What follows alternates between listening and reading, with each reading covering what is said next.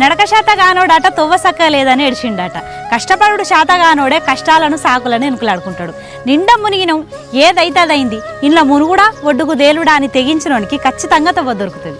విజయంలో ఉంటే నువ్వు లోకానికి ఎరుకవుతావు, ఓటమిలో